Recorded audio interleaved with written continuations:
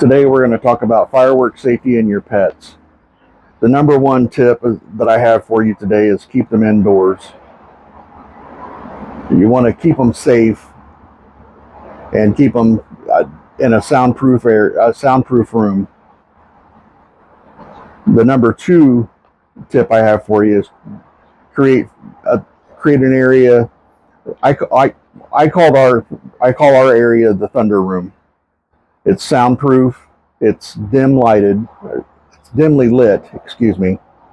I play soft music for them. I make it as calm as possible. Also, don't forget to attach their identifications, their ID tags, and their microchips. It's very important because you never know from one time to the next when one of them might try to slip out the door, especially during the loud festivities of the 4th of July. Provide comfort and distraction. I already covered that with the music. Like I said, find the music that soothes them most. You know, our bird Sunny, she has a thing for classic rock. Ruby, she likes the soft Christian music, and she likes Black Pegasus. We listen. We'll make a video about that. We watch Black Pegasus every week, and she loves. There's something about his voice that just soothes her and relaxes her. Also, chamomile. If you have chamomile or passion flower, have that ready because that helps to calm the dog's nerves. And if you don't know where to find it, you can find it. I want to say I can't guarantee it because you know that their supply changes from time to time. But I want to say that you can find it at the dollar store. If you can't find it at the dollar store, you can find it at any Kroger. But you can find the melatonin. I guarantee you can find it anywhere. Yeah. Low dose melatonin.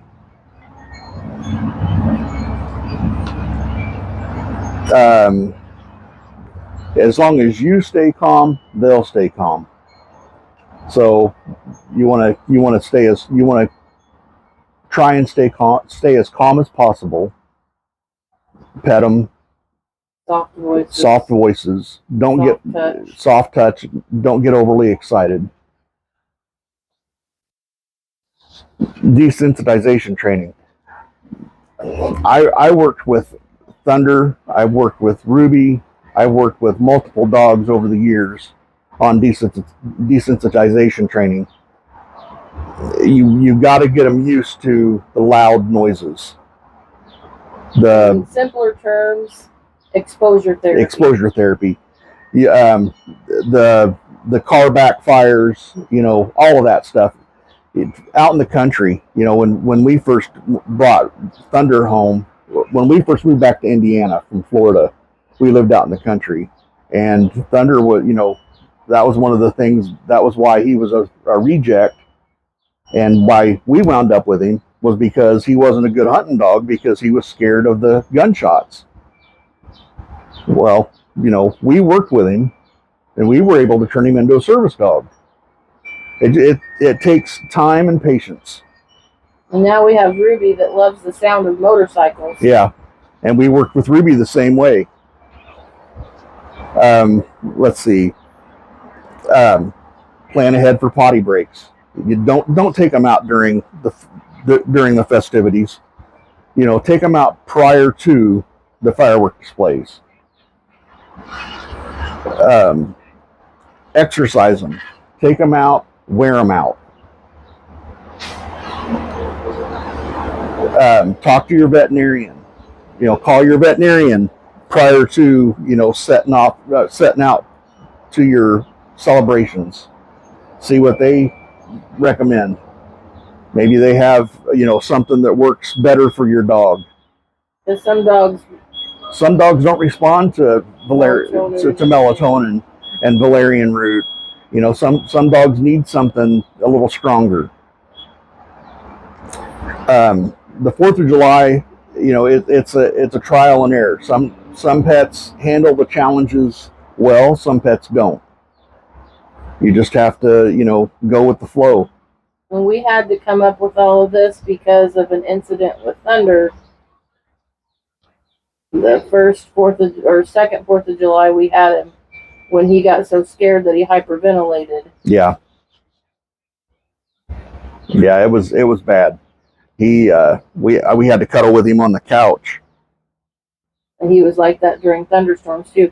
So any of these safety measures that you talked about, and do they work with thunderstorms as well? Yeah. Yep. And there was times where I slowly introduced Thunder, the dog we brought from Florida.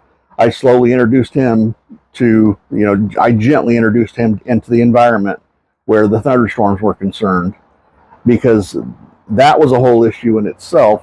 He was left out into the pasture to fend for himself because he wasn't any good to his previous owners because of his fear of guns and gunshots. So he developed a fear of thunderstorms.